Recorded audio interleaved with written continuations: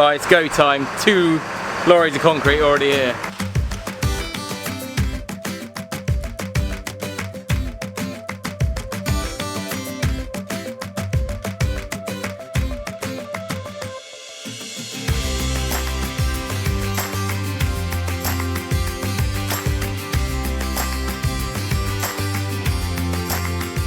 Good morning all, bright and early, and it's dry, it's the main thing.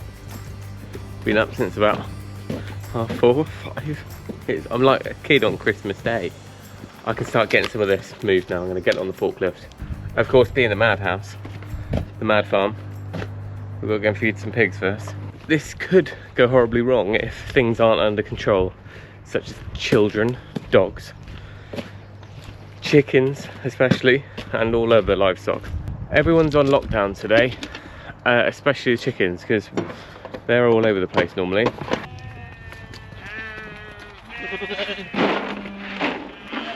Alright, job done. They've got enough green.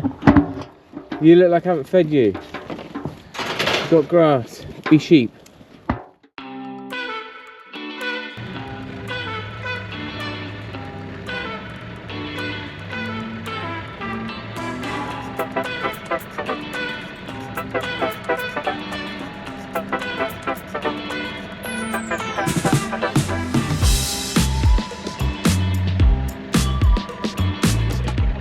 I think we're going to need this around the lower yard, which we all know what that means. Got to get out that slope.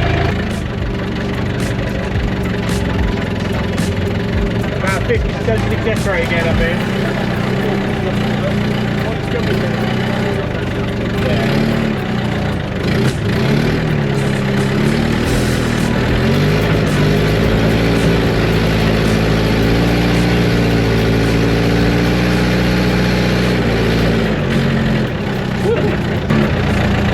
Don't like the amount of smoke that came out of it, but they're up.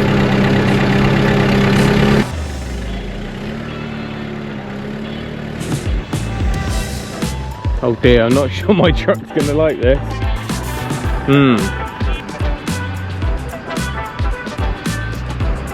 Keep around the tow bar, he said.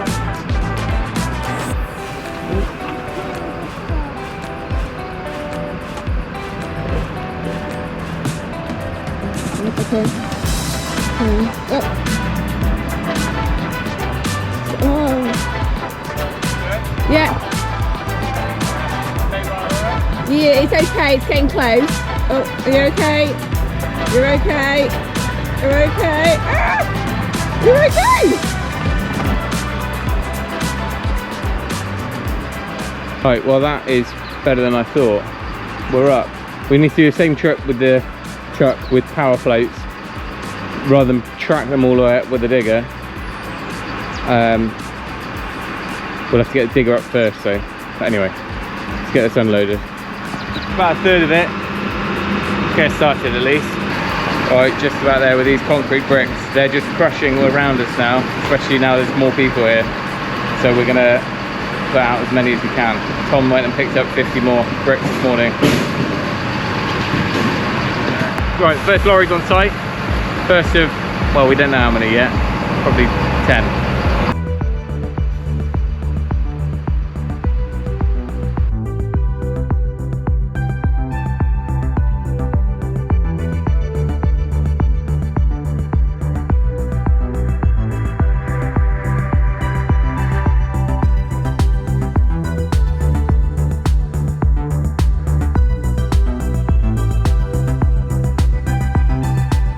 Right, it's go time. 2 lorries of concrete already here. Pump's not quite started yet, but should speed up soon, I hope. Over!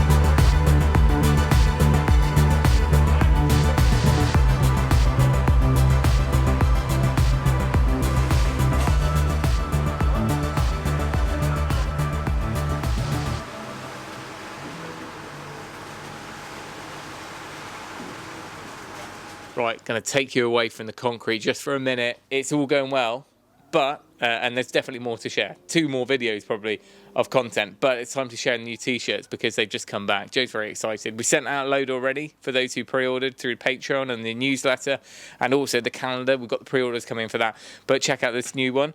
Look at that. Have you ever read a truer phrase? And there's personalised t-shirts. I'll feature that one in the next video, which will only be out in a couple of days' time because I'm nearly done on that edit. But if you want to grab one of these or order one for someone else for Christmas, then do so. You can do it over on the website. It takes a little while, a few days to a week maybe, for us to send off things, get them printed. We're all done. We're using a local company, all done ourselves, and Joe sends them out. But there we go. Let's get back on the concrete. We are back on the pour and we are nearly halfway through. As you can see, it is a well-organised team and they know exactly what they're doing. So I was staying out of the way for most of the time, basically just being a dog's body and moving things around. Now, one of the issues we found early on was the weight of that pipe full of concrete coming out of the pump is quite considerable, and all the joints and lumps and bumps on it, when you need to drag it, it can move the rebar. So we wanted to make sure there was enough of this on hand, and I've got some sheets of OSB or ply and we put them under the joints, and it worked pretty well, but it was worth keeping on top of because all of our mesh was stopping and starting in certain places for various reasons: control cuts, openings, just spacings, and obviously we didn't want anything to snag with our pipes under the floor. But we're moving into the patio area now, and this was probably the easier of the lot because it was slightly deeper, so it was a bit more of a free run at it, but also there was no pipes to worry about, so the pressure was off a little bit. Throughout this whole process, I was keeping an eye on all of the dials because we pre-pressurized all of the pipe work. So that was kind of one job that we needed to do continuously, just go around, check, and actually, I'll touch on it in the next video, but there was actually the opposite of what I thought might happen. Was the temperature of the concrete warming, and actually I was having to release pressure rather than keep worrying about leaks. I was worrying more about the pressure getting too high. Anyway, this is the team. So Nick, who's running the show here in the blue hat, he's going around and getting things as close as possible at this point. Of course, there's still various processes to get this even flatter and even smoother, but as you go, you need to get it as close as possible. So they've got a laser set up, it's beaming all around the whole barn, and in combination with the magic screed, which is that vibrating screed bar, and a big long straight edge, they're getting it as close as it can be to level and flat. And then there's a process from there where there's another 3 or 4 steps. And in this video, I'm going to be showing you how they got to basically a bull floated finish, which is what you see here. And John came in, he was kind of the finishing guy, he came in afterwards and started that process. Now he had to do that gradually, doing the edges first like this, and then hitting it with a bull float because he can't reach everywhere. It's not like a small garage slab, so he has to do it progressively whilst the others are still working. So it's all about timing, and it did work really well on the day. Now, one of the things here is these guys mainly do big industrial or agricultural barns, yards, stores, and they are well used to getting a really nice power floated level finish. But the way they achieve that is quite often using a big laser screed. That's an actual wheeled machine with a huge big arm that goes out with a huge long screed bar, and that's set by lasers. So as you wheel and boom it back in, it's accounting for any lumps and bumps, and it's going up and down and laser screeding the whole thing. So it's basically like a giant rake, and I think it's even got vibration on it. And all this hand lay, which is what the guys are doing here, which is all the rakes and bending over and doing all the donkey work, that really isn't the day-to-day life of these sort of concrete contractors now. They are able to use these big machines, but due to the fact that we've got insulation there, underfloor heating there, and all the mesh, it's just not possible to get a machine like that in because it's only able to reach out so far, and it obviously otherwise it would have to drive onto all of that sub base and insulation, and that just wouldn't be worth the risk. So that's the way we've gone, and they are still able to achieve a very, very level and flat finish, but it's a combination of all the components. It's the laser, it's getting the levels as close as it can be to start with before we even get the power floats on it. They can make it all out by themselves. Well, that beat means they've gone out to the end of the concrete.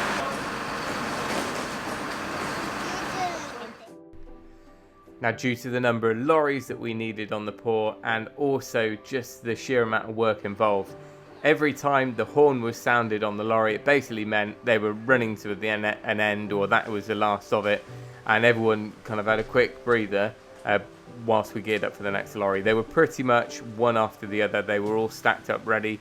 We also had the guys from Cemex who was managing the kind of coordination of that and also testing the concrete as it came out of the lorries to check for the slump.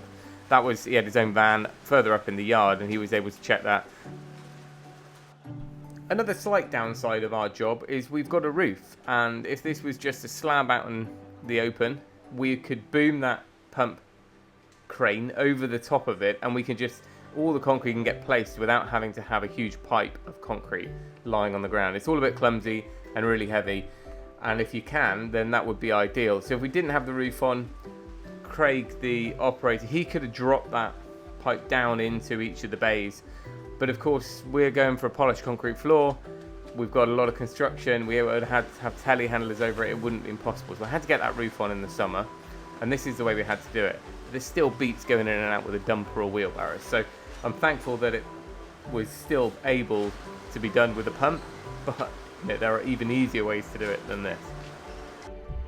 Now, it might be hard to tell the timeline of this from just watching the highlights back, but we are probably only 2 hours in at this point, and already there's 35-40 cubic meters of concrete down and pretty much level and flat. You know, that's flat enough for a farmyard, probably not flat enough for a subfloor, but it's still impressive the rate it goes down. And like we touched on when we were trying to do that pool back in the summer, which had a lot of things against it, but having the manpower and also the kit on site to do it makes a huge difference. So the aim was to get the whole slab poured down and flat, or at least kind of level, by the lunchtime sort of period. And then it was a case of timing out the rest of the day as far as when the power floating started.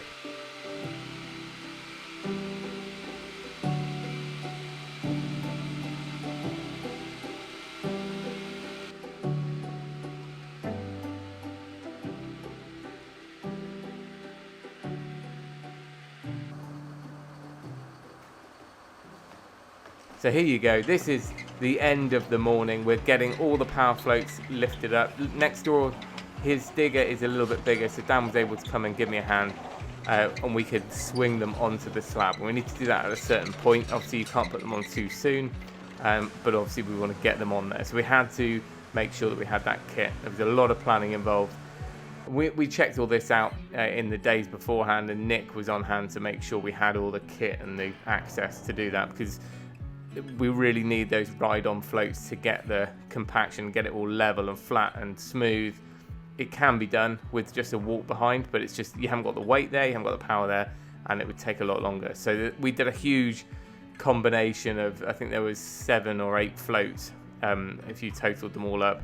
Some for contingency, just as backups, but you know, there was ones to go around the edge. There was normal walk behinds, and then of course there were those big sit-on helicopter choppy things that just looked great fun, and I wish I'd asked to have a go.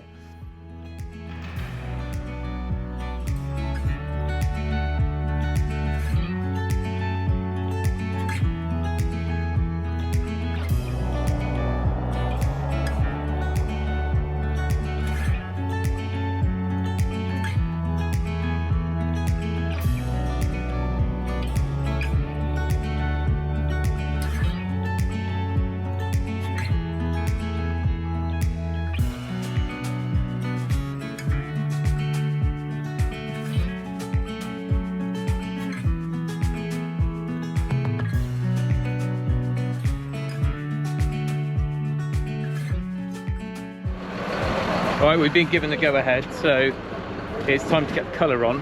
It's the first time we've seen it. I don't know, do you reckon it comes out the same colour as it's going to be? probably looks lighter, isn't it? Or does it look quite Until white? it's, well, I don't know. Anyway, this is the colour hardener that's going on now. 5 kilo per square metre, and we've been given the nod for this corner. Then after that, we'll just have to judge it. I'm going to go off. The finishing guy, John, is going to be the one to give us the nod on each section. Well, I'm going to have to pause because we're going to dig into the whole finishing, the panning, the power floating in the next video. There is so much more to share, and these guys were here, well, it was very, very dark, put it that way, by the time they left.